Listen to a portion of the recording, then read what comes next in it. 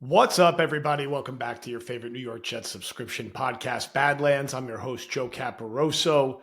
Insomnia Discord mailbag Friday night edition. A much calmer Friday night than last Friday night when we were at a packed bar with a few hundred of us. It's the week before the draft. So, yeah, we're going to do a pod in the morning. We're going to do two pods in the afternoon. We're going to do a pod at night.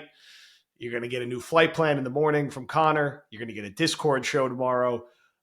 You're going to get TOJ Talks. You're going to get the guide. You're going to get Buck the Trend. You're going to get Sunday Coffee. Got like 6 more pods before Monday even hits. But this is the season. And I hope you guys join us also Thursday night when we do our first ever or like proper first ever YouTube live stream for night one. We'll do that over on the YouTube channel. Obviously, the content will also hit Patreon.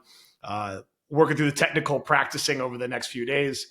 But anyway, for tonight's episode, going to answer a whole mess of Discord questions that we got, basically all NFL draft centric because that's the season it is right now.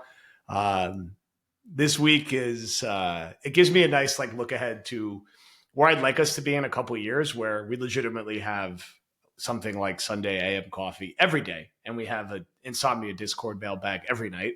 Because why not? There's enough questions to sustain it. So, first one from JP Waxer. What is the surprise next week? Is it Quincy or Brees traded, or is it a shitty pick? What would you guess? So, this is not a sexy prediction. I don't think there's going to be a major surprise. I actually think it's going to be a very chalky night. First 2 nights that lack surprises. I think the Jets are going to take Membu or Warren at 7. I don't think they're going to trade Quincy or Brees.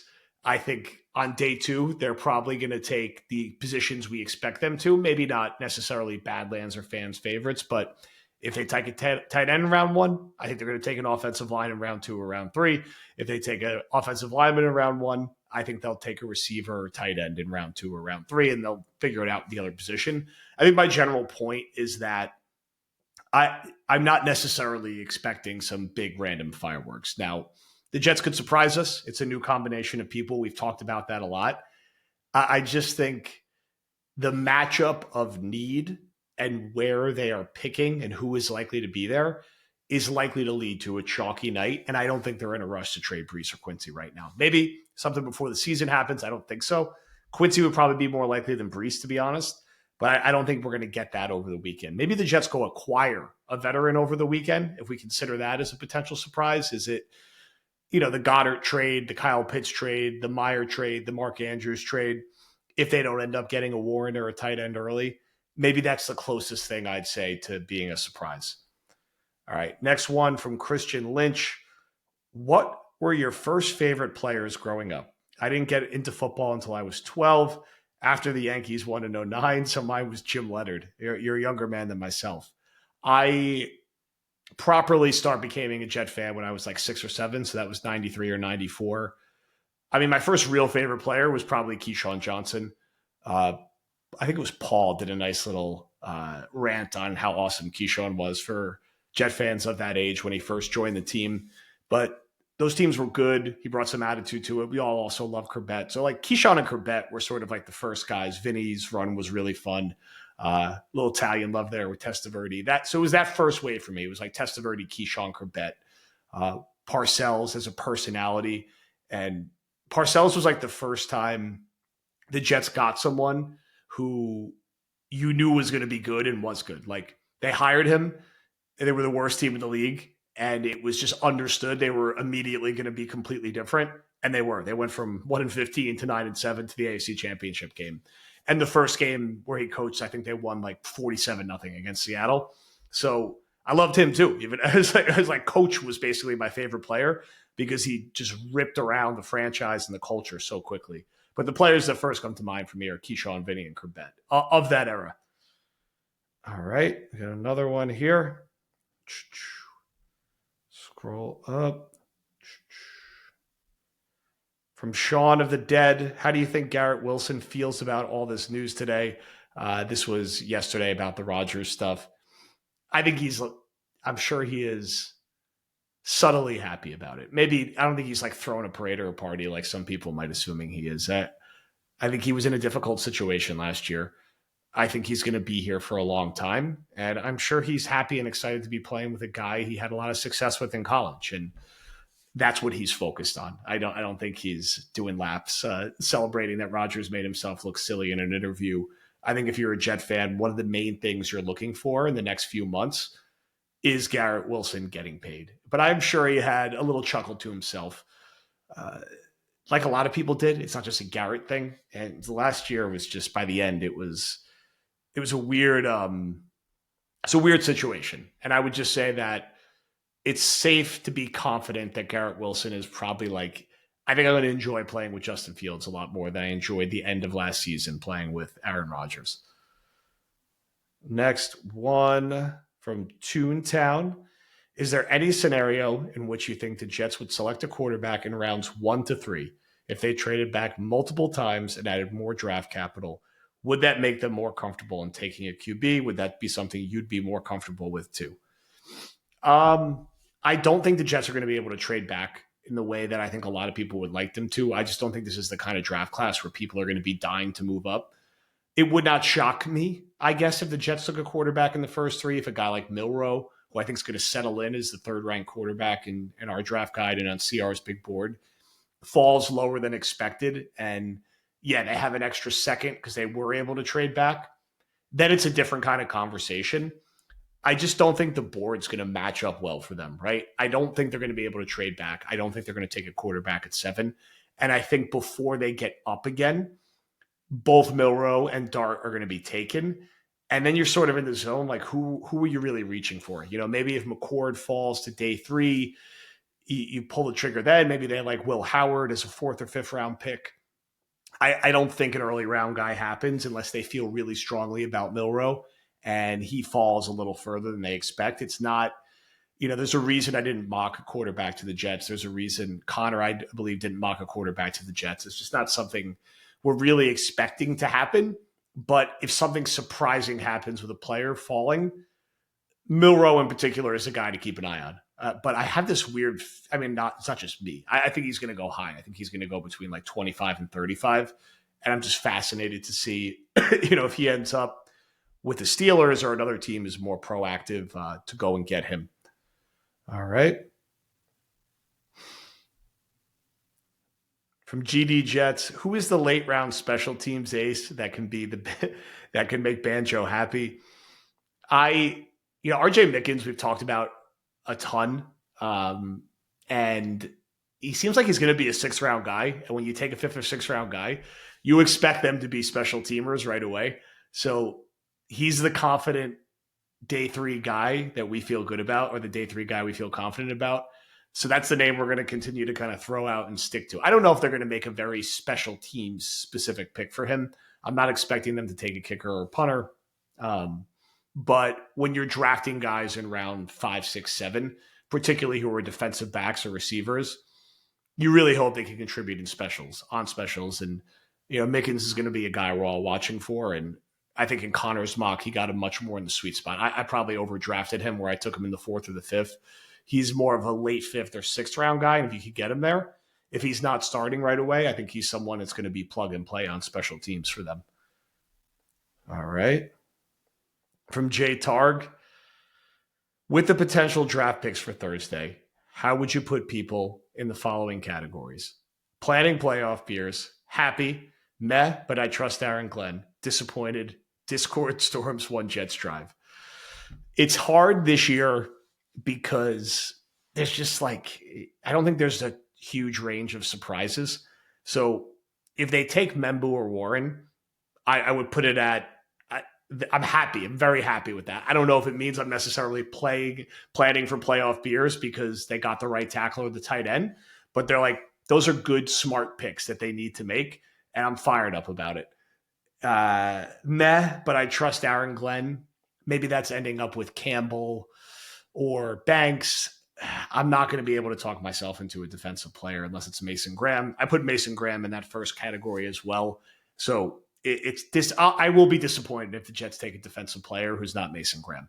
I'm not going to hate the pick or hate the player. I'll give them a chance and I'll have confidence in the Jets defensive coaching staff. But in my mind, this is, if you're going defense, it's because Mason Graham fell. If he didn't fall, you should be taking Membu, you should be taking Warren. And if you can't get either of those guys or you don't want them, you're looking at Campbell, you're looking at Banks, maybe you're looking at Genty or Tet.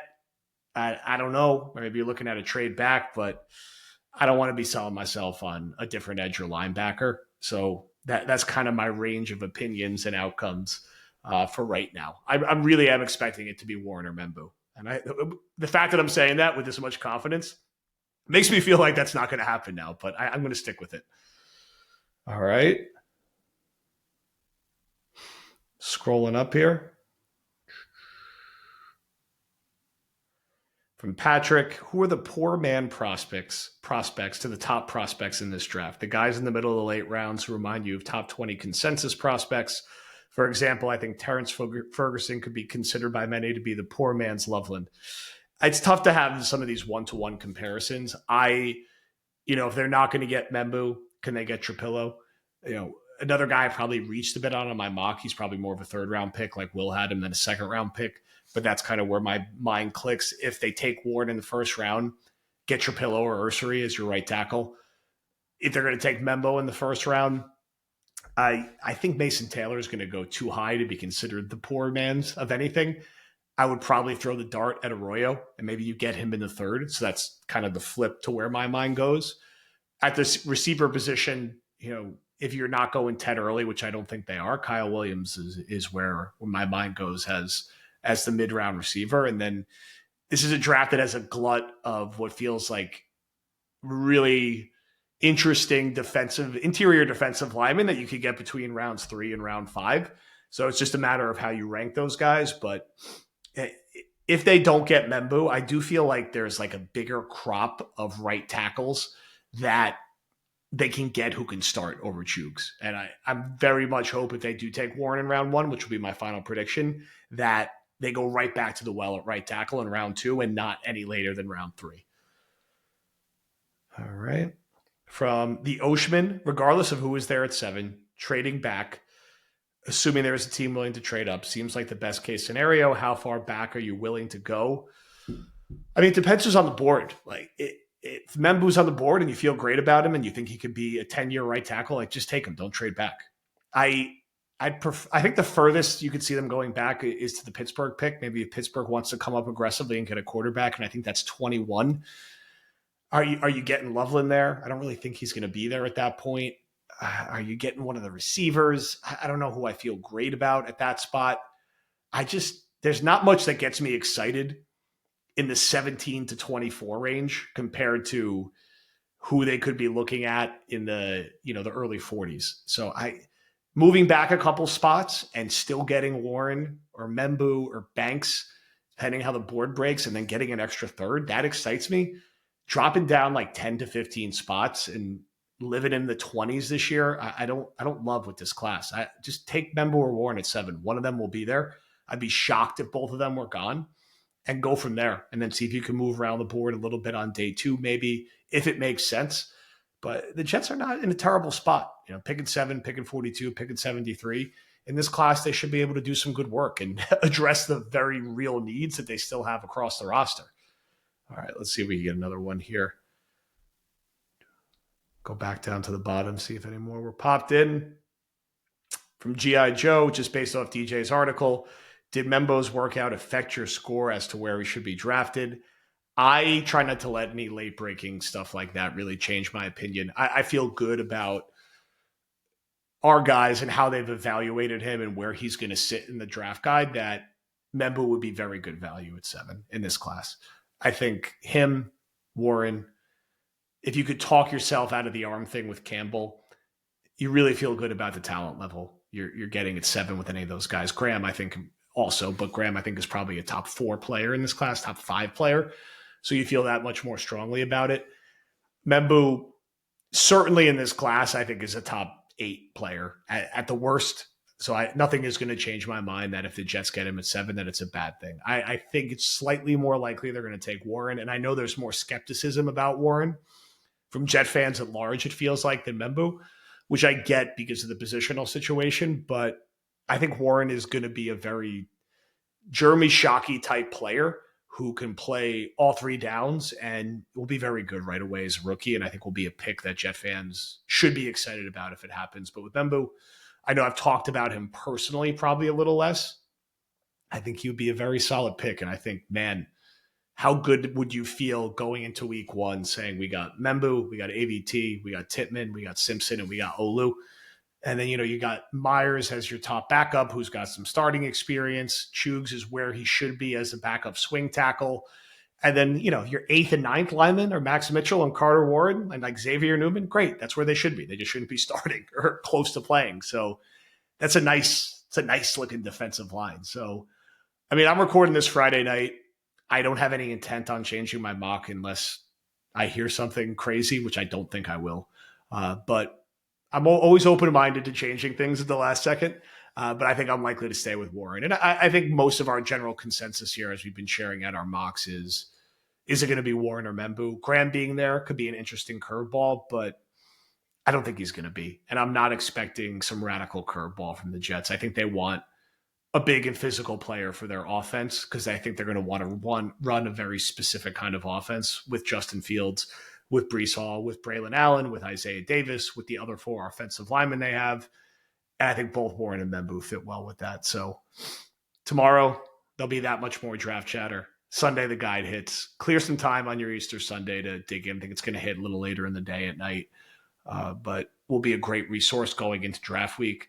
I'll do some practice on Riverside here on our YouTube Live. I'm talking to our buddy Rich in the Discord to make sure I don't screw up the tech aspects of it. But we'll have a rotating cast of characters coming through draft night from the greater Badlands family. And then CR and I will rip a pod early Friday morning so you guys get his reaction on our feed to the pick because he's obviously going to be on the desk all weekend. This is his Super Bowl these 3 days.